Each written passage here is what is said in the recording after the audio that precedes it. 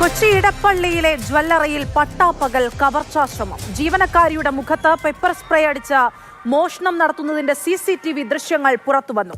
Sara gold and ഡയമണ്ട്സിൽ കഴിഞ്ഞ തിങ്കളാഴ്ചയായിരുന്നു മോഷണം. മോഷ്ടാക്കളിൽ ഒരാളെ നാട്ടുകാർ ഓടിച്ചിട്ട് പിടികൂടുകയും ചെയ്തു. സ്വർണമെന്ന് കരുതി മോഡലിനായി വെച്ച 8000 രൂപ വിലയുള്ള മാലകളാണ് പ്രതികൾ കവർന്നത്. മലപ്പുറം സ്വദേശികളായ സഹോദരങ്ങൾ സ്ഥിരം കുറ്റവാളികളാണെന്നാണ് പോലീസ് പറയുന്നത്.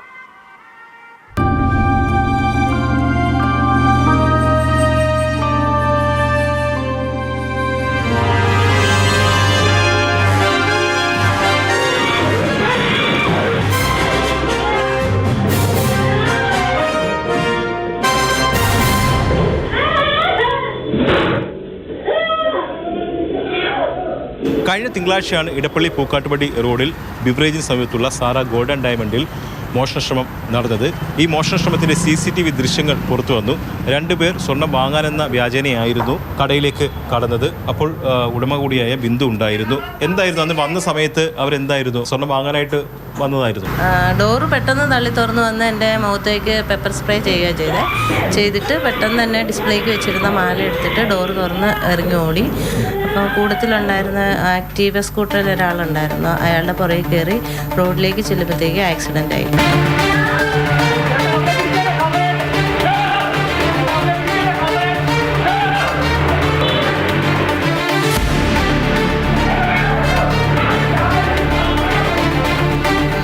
ഒരാൾ മോഷണമാണ്, മാല എടുത്തിട്ടുണ്ട്, കള്ളനാണ്, പിടിച്ചോന്ന് പറഞ്ഞിട്ട് ഒരാൾ പുറകെ ഓടി.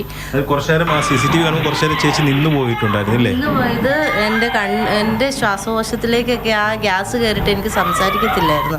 എന്നാലും ഞാൻ ഇറങ്ങി പുറത്ത് ഓടിപ്പോയി ഉള്ള ശബ്ദത്തിൽ നിലവിളി കേട്ടിട്ടാണ് ഇവിടെ നിന്നൊരാൾ ഓടി വന്നത്. ആ ആൾ ഏതാണെന്നും കൂടി എനിക്കറിയില്ല, കണ്ണൊന്നും കാണത്തില്ലായിരുന്നു.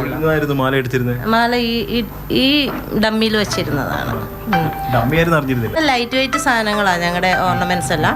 അപ്പം അത് ഡമ്മിയിലിരുന്നത് കൂടുതൽ തൂക്കം ഉണ്ടെന്ന് വിചാരിച്ചിട്ടായിരിക്കും അത് എടുത്തിട്ട് ഓടിയത്. ഇവർ ഈ തോമസ് മാത്യു എന്ന ഈ മലപ്പുറം സ്വദേശികളാണ് ഈ മോഷണശ്രമം നടത്തിയത്.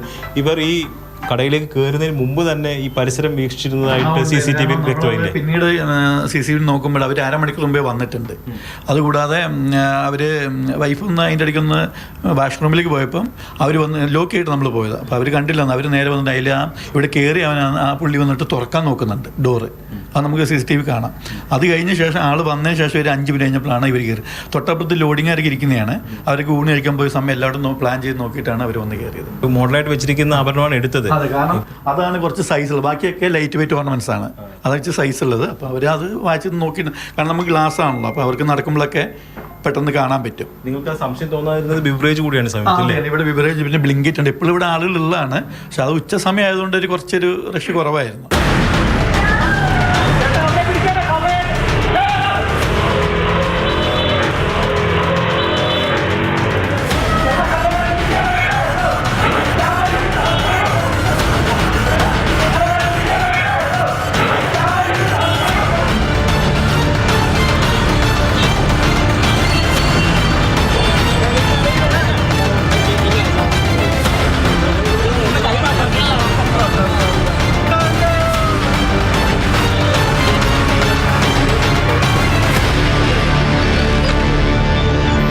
സമയത്ത് തന്നെ നാട്ടുകാർ ചേർന്ന് ഓടിച്ചിട്ട് പിടിക്കുക.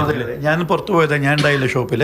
അപ്പം പുള്ളിക്കാരുടെ ഒച്ചപ്പാടും വെള്ളം കേട്ട് നാട്ടുകാരൻ ഓടിക്കൂടി. അവർ ഒരാൾ വണ്ടിയിൽ നിന്ന് വീണവിടെ റൈറ്റ് സൈഡ്, ഒരാൾ ലെഫ്റ്റിലേക്ക് ഓടിയത്. അതിൽ അവർ അവിടെ വണ്ടിയാണ് തട്ടി വീണു എന്നാണ് പറഞ്ഞത്. അങ്ങനെ അന്ന് പോലീസുകാർ നാട്ടുകാരനും കൂടി പിടിക്കുക ചെയ്ത്. ഇടപ്പള്ളി ടോൾ ജംഗ്ഷനിലേക്കാണ് പോയത്. ആ സമയത്ത് അവിടെ പോലീസുകാർ കൂടി ഉണ്ടായിരുന്നു. അന്ന് രാഹുൽ ഗാന്ധിയുടെ സന്ദർശനം നടക്കുന്ന ദിവസമായിരുന്നു. അതുകൊണ്ട് പോലീസ് സാന്നിധ്യം ഉണ്ടായിരുന്നു. അങ്ങനെ പോലീസിനോട് ശ്രദ്ധയിൽപ്പെട്ട് അവരെ വേഗം നാട്ടുകാരുടെ സഹായത്തോടുകൂടി പിടിക്കുകയായിരുന്നു. ഈ 2 പേരും മോഷണങ്ങൾ നടത്തുന്ന ആളാണെന്നുള്ളതാണ് പോലീസിന് ലഭിച്ചിരിക്കുന്ന വിവരം.